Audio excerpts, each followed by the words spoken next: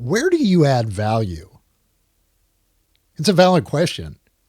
In fact, it was a surprise to me when a leader at Special Operations Command South found out that I had Microsoft SharePoint administrative experience and the door that opened up for me. Now, mind you, this is actually after I had left Carnival that a conversation was had around the type of work that I was doing when I was at Carnival. One of the projects I was on was actually implementing Microsoft SharePoint along with Microsoft Project Server. That was quite an experience, but it was also a preparatory experience because little did I know Special Operations Command South had a job for me to do. After a bit of back and forth and conversation, much of which I wasn't aware of, which was happening around the time that I was just drilling at Special Operations Command South, doing what I needed to do as a yeoman on staff, working in the operations area, that question came up.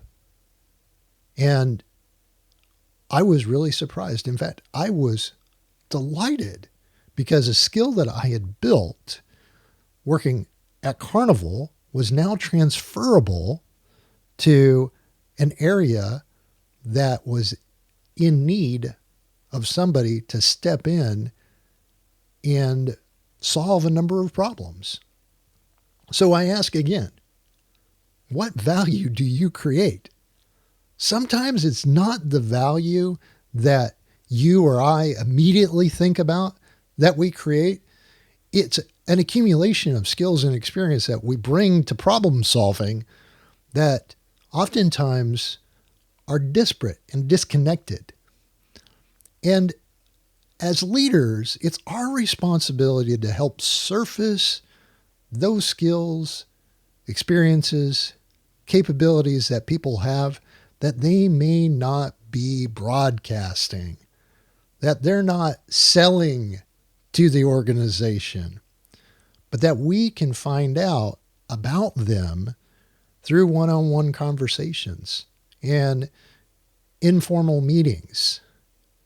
These are the things that the organization should know about the members of the team, because while a skill may not be relevant in the moment, it might become critical and create value at a point when the organization really needs it. That's why when I was asked about my SharePoint experience, it came as a surprise. I just had mentioned it in passing.